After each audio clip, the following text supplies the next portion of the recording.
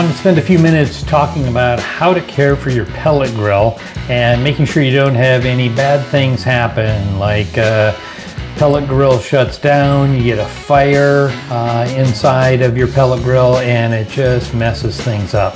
So first things first, let's make sure that you take care of your pellets well. Make sure that when you get pellets, that you get pellets that haven't been outside. Some large chain stores keep them outside, especially in the wintertime. That can be bad because you get a lot more moisture, and the bags that you might be buying may not be completely sealed. So make sure that you get them that are stored inside, and then when you get them home, put them in some buckets. I use like a Home Depot or a Lowe's bucket with a lid, and just make sure and empty them into there. What I do is I cut the labels off of the bags, and I put that kind of sealed in around the lid, so that way I can always tell what pellets are in there. What you also may want to do is keep additional labels. Sometimes there's a label on the front and the back. It says hickory, it says alder, it says apple, whatever the case is.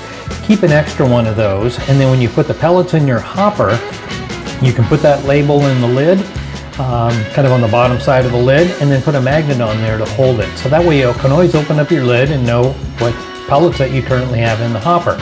Second thing is, sift your pellets. I use a kitty litter scoop. You can get them for a couple of bucks. I found one just at the local variety store and picked one of those up. A couple of bucks, and it just makes sure that you don't get any of that sawdust or dust inside, and you just have clean pellets that are going inside your hopper. Third thing is, make sure you clean your grill.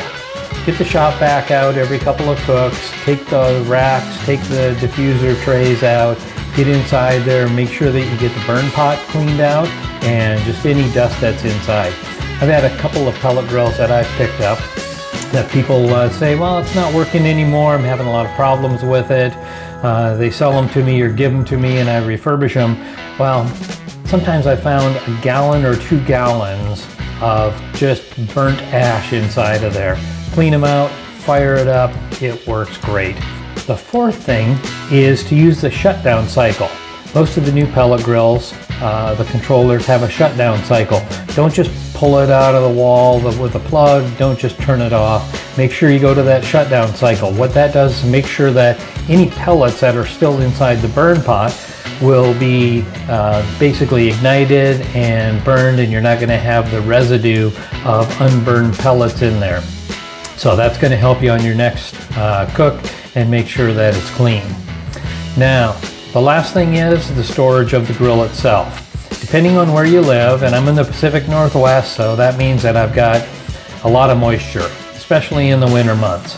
So I have to make sure that my pellet grill is undercover in a garage, a shed, and I always make sure that I have a cover over the top of it if it is outside.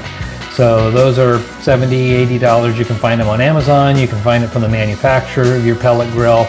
Well worth it to make sure that those pellet grills stay as dry as possible. I had a pellet grill just a couple of weeks ago that somebody had left it outside.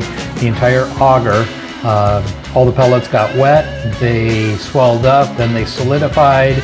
I've done a separate video on how I had to basically burn that out to get those pellets out of there and get that auger freed up.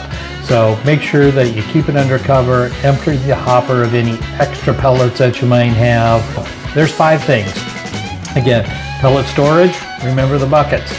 Second thing, sift your pellets. Third, clean your grill. The fourth, use your shutdown cycle.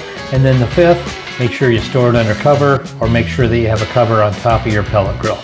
So I hope that this few minutes that we spent helped you out to be able to take care of your pellet grill a little bit better, be able to have more success in your grilling, and to reduce down your frustration.